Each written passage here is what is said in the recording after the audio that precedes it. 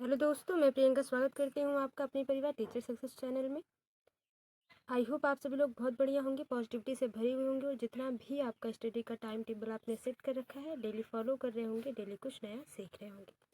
तो जैसा कि आप लोगों ने थंबनेल में देख लिया कि आज हम लोग सी टेट 2024-25 के CDP सब्जेक्ट के बारे में बात करेंगे और आज की क्लास जो है वो क्लास है आपकी 10। ठीक है, तो इसमें देखते हैं किस प्रकार के प्रश्न हैं और आज की क्लास में इन प्रश्नों में आपका स्कोर कितना रहता है कमेंट बॉक्स में ज़रूर बताइएगा। ठीक है, और चलिए टाइम ज़्यादा वेस्ट नहीं करते हैं, शुरू करते हैं आज क्लास को और देखते हैं किस प्रकार के प्रश्न हैं आज की क्लास में। तो पहले क्वेश्चन की अगर बात कर ली जाए, थोड़ा सा जूम करके देखा जाए ताकि आपको समझ में भी आए और दिखे भी साफ साफ। पहला क्वेश्चन है कि कथन, तो ये असर्शन और रीजन से संबंधित प्रश्न है। ठीक है, कथन को असर्शन यानी कि ए से प्रदर्शित किया जाता है, रीजन यानी तर्क आर से प्रदर्शित किया जाता है। तो इसी के हिसाब से जो है ये ऑप्शन सेट होते हैं। कथन कह रहा है कि वह बच्चे जो उच्च आय वाले परिवार से हैं उन बच्चों से अपना दिन बहुत अलग बिताते हैं जो निम्न आय वाले परिवारों से हैं। तो देखिए कथन तर्क में यही डिफरेंस होता है कि कथन जो कह रहा है क्या तर्क उसको पूरा कर रहा है। अगर पूरा कर रहा है तब तो दोनों सही हैं, नहीं पूरा कर रहा है तो एक व्याख्या नहीं अगर कर रहा है तो उसके हिसाब से ऑप्शन को हम चूज़ करेंगे, या सही गलत है तो उसके हिसाब से हम ऑप्शंस को चूज़ करेंगे। तो पहले हम समझते हैं कि कथन क्या कह रहा है। कथन कह रहा है यानी कि असर्शन कह रहा है कि वह बच्चे जो उच्च आय वाले परिवार से हैं, यानी कि जो जिनकी आय जो अच्छे घरों में से बिलोंग करते हैं, अच्छे घरों में रहते हैं, अच्छी जगह, अच्छा खान पान है उनका, अच्छी व्यवस्थाएं हैं उनके घर में, तो उन बच्चों से अपना दिन बहुत अलग बिताते हैं। उनका जो दिन होता है वो जो निम्न आय वाले बच्चे हैं उन परिवारों से उनका जीवन थोड़ा सा अलग, बहुत ही अलग होता है ना, बिल्कुल ही। मान लीजिए ये कथन है। अब देखते हैं तर्क क्या कह रहा है, कारण क्या कह रहा है कि बचपन की संकल्पना सार्वभौमिक नहीं है, यानी कि जो बचपन की संकल्पना है वो सार्वभौमिक नहीं है तथा बचपन में बहुत विविधता है। तो ये बात सही है कि जो संकल्पना है वो सार्वभौमिक नहीं है, ये बात सही है। जो संकल्पना है वो सार्वभौमिक नहीं है, लेकिन विकास तो सार्वभौमिक है कि बच्चा पहले 1 साल का होगा उसके बाद जो है 5 साल का होगा। ये तो सही है ना कि दांत निकलना, चलना फिरना एक निश्चित समय में होता है, तो वो विकास के अवस्थाओं में चला जाता है। ठीक है, वो वहाँ से नहीं आपको जोड़ना है। संकल्पना जो है ये सार्वभौमिक नहीं है। ठीक है, तथा बचपन में बहुत विविधता होती है। सभी बच्चों की जो बचपन की अवस्थाएं होती हैं वो अलग अलग होती हैं, यानी कि कुछ बच्चों का इंटरेस्ट अलग होता है, कुछ बच्चों के पारिवारिक माहौल, वातावरण, उनका खान पान, रहन सहन उनके पर्यावरण के हिसाब से अलग होता है ना। तो ये बात सही है। तो ये भी बात सही है कि उच्च वाले आय वाले बच्चे जो हैं, परिवार के जो बच्चे होते हैं वो उनका जो रहन सहन है वो निम्न आय परिवार वाले बच्चों से अलग होता है। ये बात भी सही है और जो तर्क है वो सही व्याख्या कर रहा है किसकी, कथन की। ठीक है, ऑप्शन देखते हैं, ए और आर दोनों सही हैं, तो बिल्कुल दोनों सही हैं और आर सही व्याख्या करता है ए की, सही बात है। ठीक है, ए और आर दोनों सही है लेकिन आर सही व्याख्या नहीं है, ये कि ये नहीं होगा, ये भी नहीं होगा और ये भी नहीं होगा। तो देखिए पहला ऑप्शन आपका बिल्कुल सही हो जाएगा। आगे देखते हैं अगला क्वेश्चन क्या है। अगला क्वेश्चन है कि एक बच्चा पहले अपने हाथ से बॉल जैसी बड़ी चीज़ों को पकड़ना सीखता है, उसके बाद चिमटी की सहायता से इसको पकड़ना सीखता है।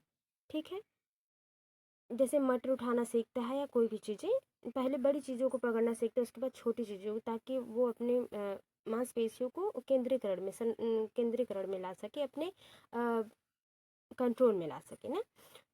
यह उदाहरण विकास के किस सिद्धांत को दर्शाता है, शीर्षगामी, समीप दूराभिमुखी, साम्य धारण और संरक्षण। तो आपको देखकर तो पता चल जा रहा है कि साम्य धारण और संरक्षण जो पियाजे बात करते हैं वो तो नहीं है, यहाँ पे इसकी बात नहीं हो रही है।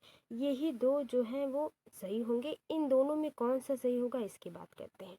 देखिए शीर्षगामी उसे कहते हैं जहाँ पर विकास सिर से पैर तक होता है। ठीक है, सिर से पैर तक होता है, वो तो शीर्षगामी हो जाता है। समीप दूराभिमुखी वो होता है जब बच्चा जो है कि बेसिक से शुरुआत करके एडवांस तक जाता है।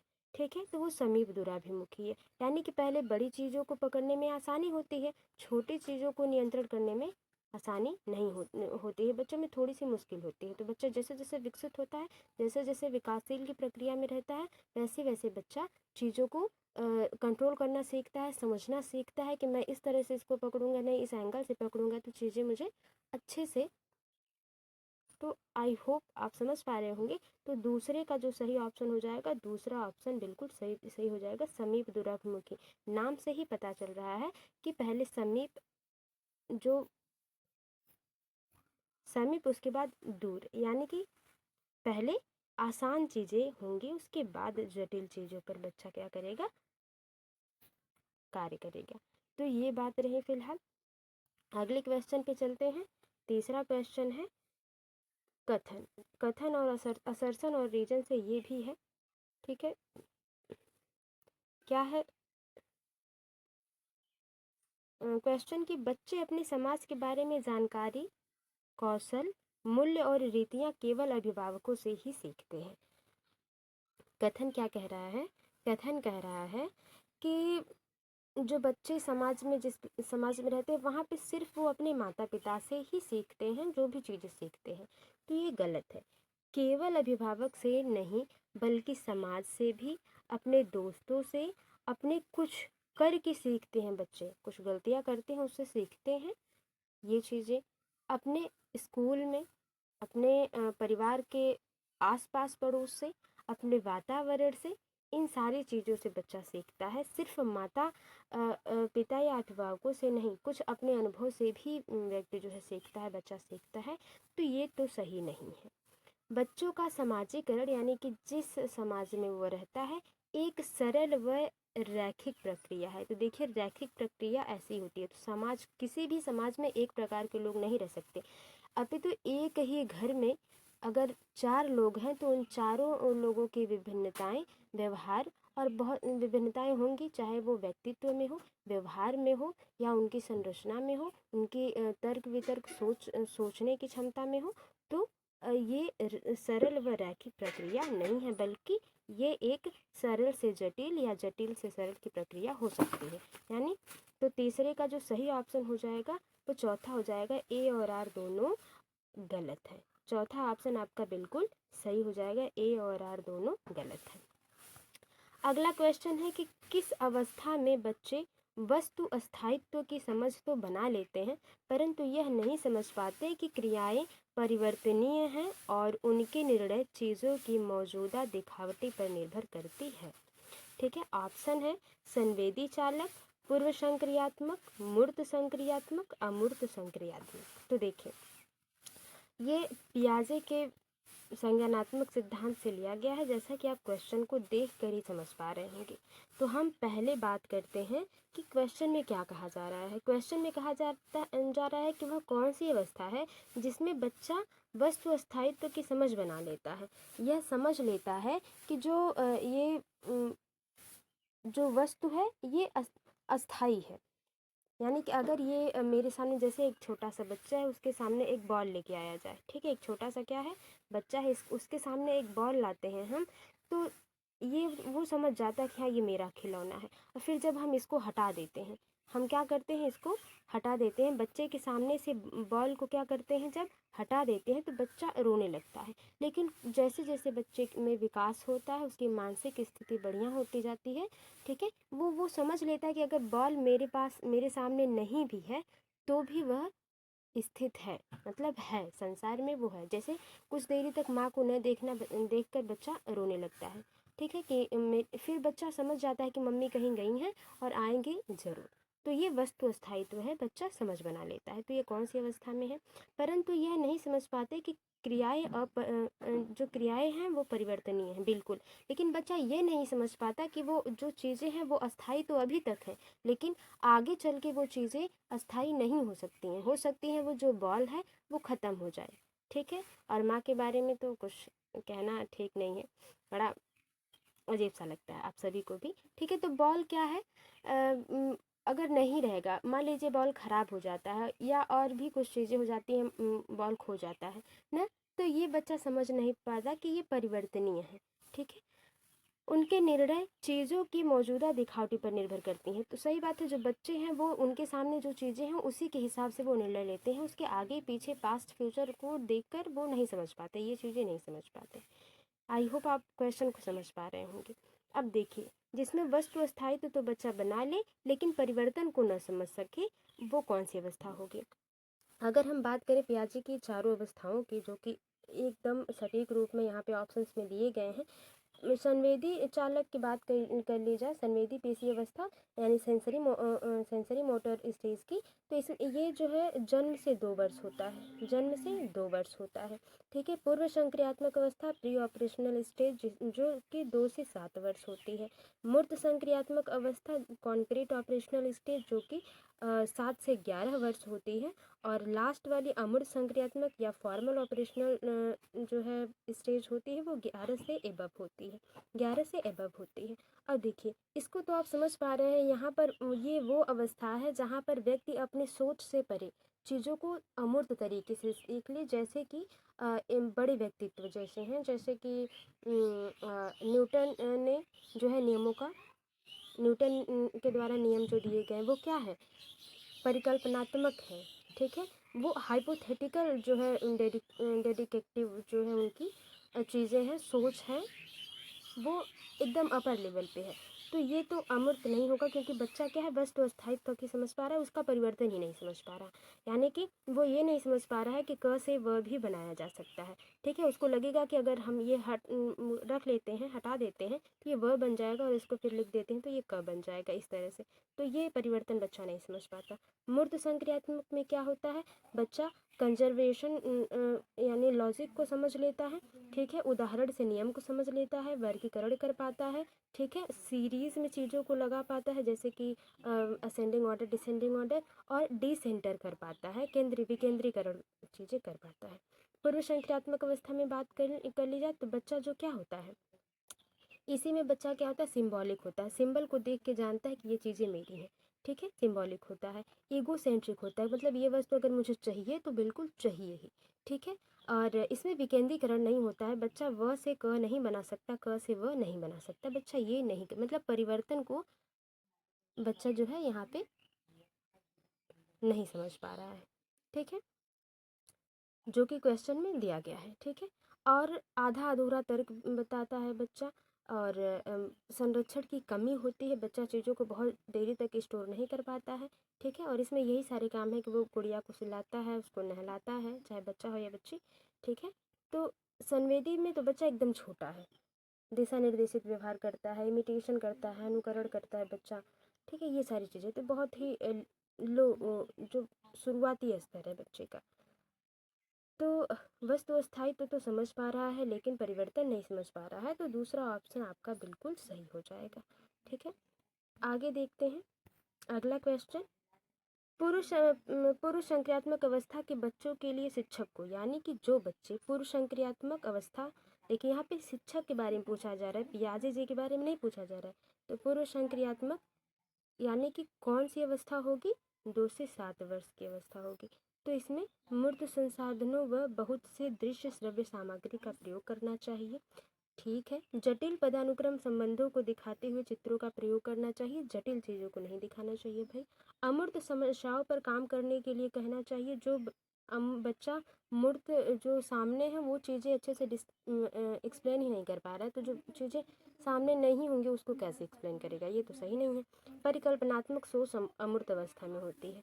तो देखिए पहला ऑप्शन बिल्कुल सही हो जाएगा कि सामने जो है जो चीज़ें बच्चे को दिखाई दे रही है, यानी कि अगर पेड़ पढ़ाया जा रहा है तो उसमें आम, अमरूद, नीम, इन चीज़ों का जो है इन चीज़ों को उदाहरण में समझाया जाए जो बच्चा अपने आसपास देख रहा है। ऐसा नहीं कि अब बबूल तो दिखते नहीं तो बबूल समझाया जाए।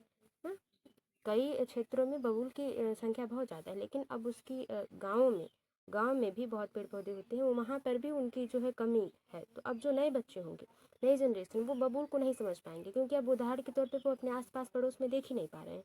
तो वो मूर्त संसाधनों व बहुत से दृश्य सामग्री जो है उनका प्रयोग करना चाहिए, जो विजिबल हो, जो चीज़ें दिखे सामने, बच्चा उनको समझ पाए। निम्नलिखित में से पाठ का सही उदाहरण क्या है? सवालों के जवाब देना, संकेत एवं इशारे देना, भौतिक पुरस्कार देना, उद्दीपन प्रतिक्रिया के अनुकूलन को सक्रिय करना। तो देखिए, उद्दीपन की बात, पाठ जो है, स्कैफोल्डिंग, ये वाइगोत्स्की करते हैं ना, वाइगोत्स्की। तो जो वाइगोत्स्की हैं वो पाठ की बात करते हैं, लेकिन वो उद्दीपन प्रतिक्रिया के, भौतिक पुरस्कार की बात नहीं करते।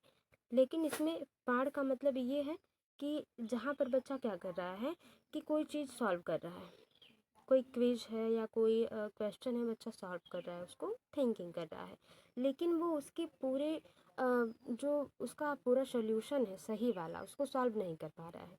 ठीक है, तो हम वहाँ पे थोड़ी सी हेल्प कर देते हैं, थोड़ी सी क्या कर देते हैं, हेल्प कर देते हैं, और बच्चा वहाँ तक क्या होता है, पहुँच जाता है। ठीक है, मतलब बच्चा सोल्यूशन कर लेता है, सॉल्व कर लेता है क्वेश्चंस को, अपने चिंतन को पूरा कर पाता है, निष्कर्ष तक पहुंच जाता है हमारे और आपके अध्यापक की मदद से। तो उसी को कहते हैं संकेत एवं इशारा करना, संकेत देना या इशारा करना। तो यही बात कहते हैं कौन, वाइगोत्स्की, जो कि पाठ से संबंधित है। दूसरा ऑप्शन बिल्कुल सही हो जाएगा। अगला क्वेश्चन देखते हैं। लेव वाइगोत्स्की का मानना था कि सीखना केवल ज्ञान का अवशोषण है। जहाँ पर केवल होगा वो तो देखिए ऑप्शन ही सही हो जाएगा। और वाइगोत्स्की ये नहीं कहते कि सीखना अवशोषण है ज्ञान का। ये बात, जितना आप सीखेंगे उतनी आपकी बुद्धि, आपका ज्ञान बढ़ता जाएगा, वो बढ़िया है आपके लिए। सीखना इनाम के प्रति एक नियंत्रित प्रक्रिया है। तो देखिए, इनाम के प्रति सीखना, ये भी वो नहीं मानते, वाइगोत्स्की ये नहीं मानते हैं।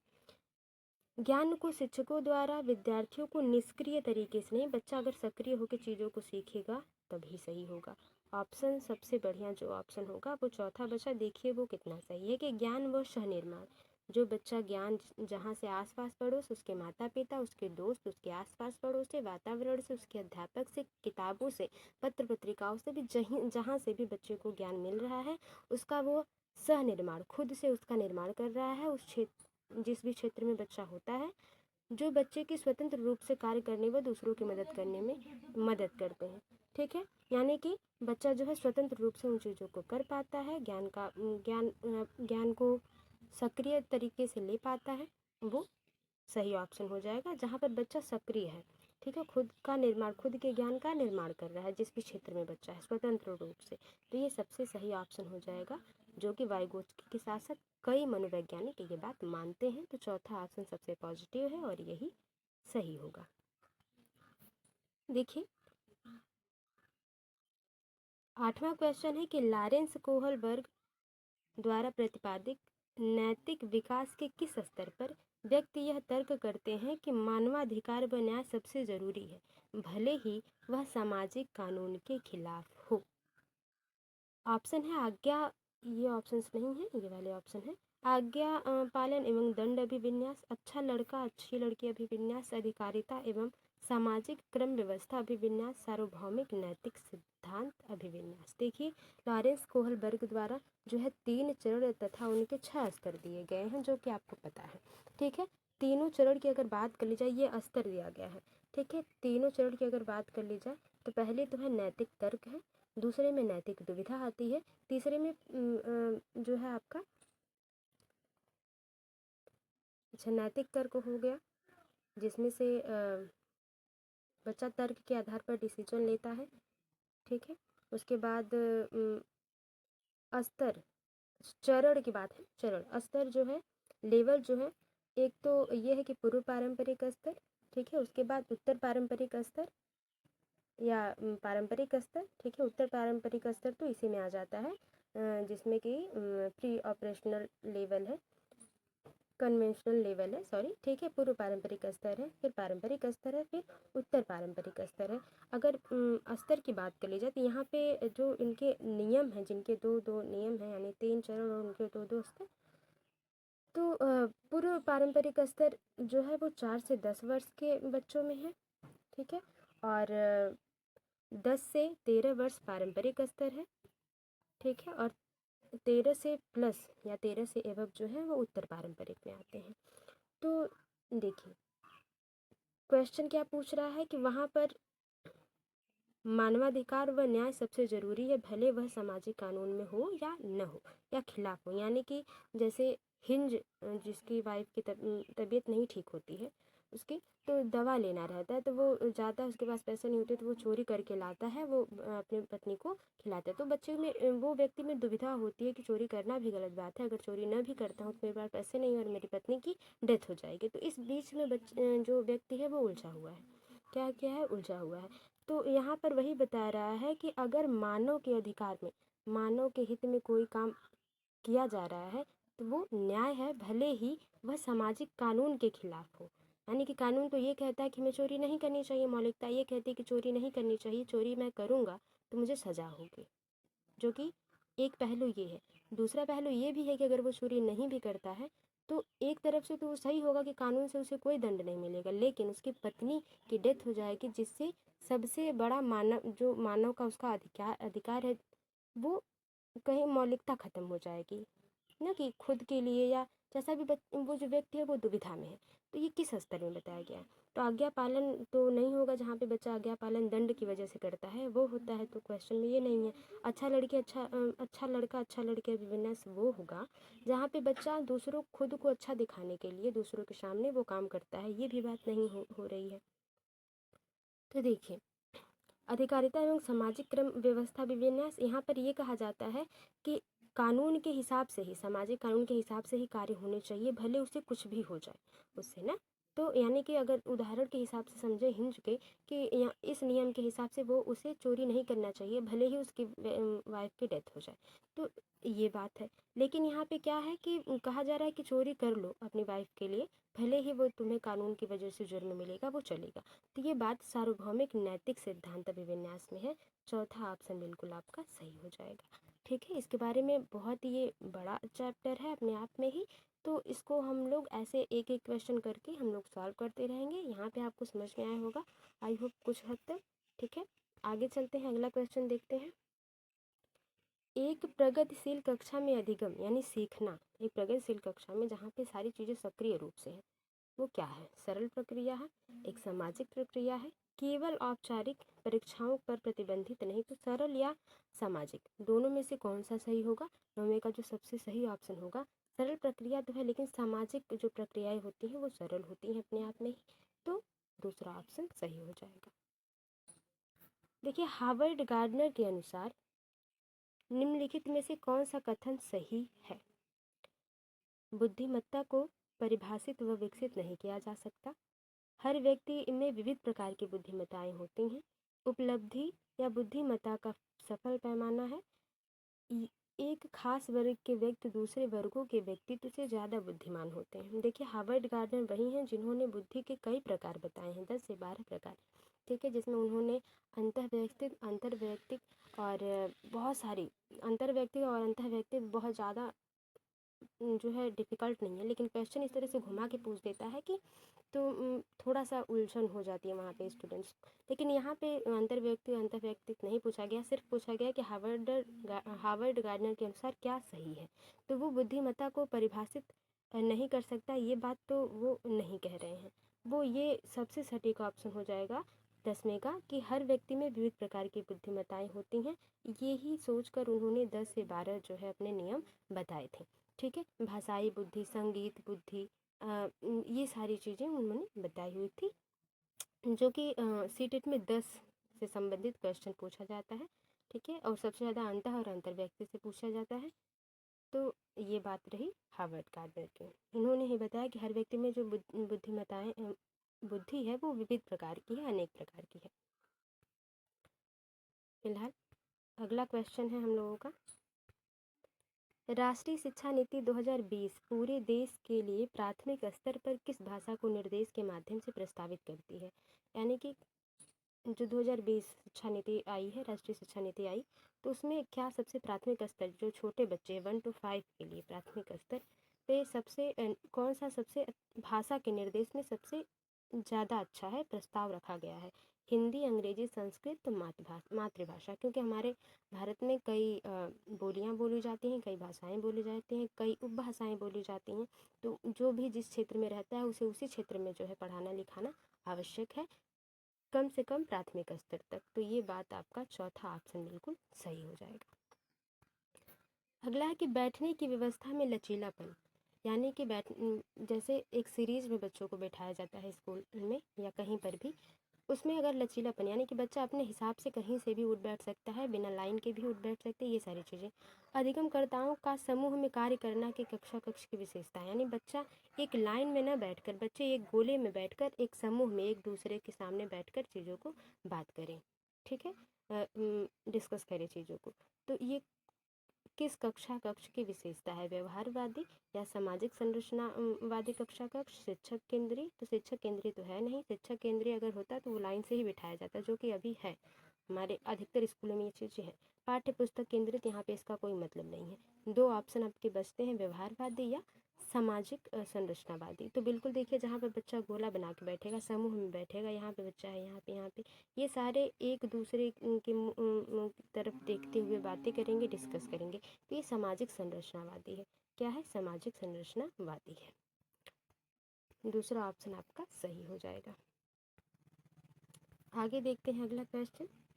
किस प्रकार का शिक्षा शास्त्र एक शिक्षक को अपनी कक्षा में व्यक्तिगत विभिन्नताओं पर ध्यान रखने में मदद करता है? यानी कि कौन सा इसमें वो ऑप्शन सही होगा जिसमें एक शिक्षक बच्चे के, हर एक बच्चे के, यानी कि उसकी क्लास में अगर 10 बच्चे हैं या 20 बच्चे हैं तो 20 को 20 प्रकार से समझाए, यानी कि एक बच्चे को कई प्रकार से चीज़ों को समझाए। अगर उसे इस मेथड से सही नहीं समझ में नहीं आ रहा है, तो जैसे बच्चे को अगर नियम से समझ में नहीं आ रहा है तो बच्चों को भ्रमण करके, भ्रमण विधि से समझाया जाए, इन सारी चीज़ों से, प्रत्यक्ष विधि से समझाया जाए।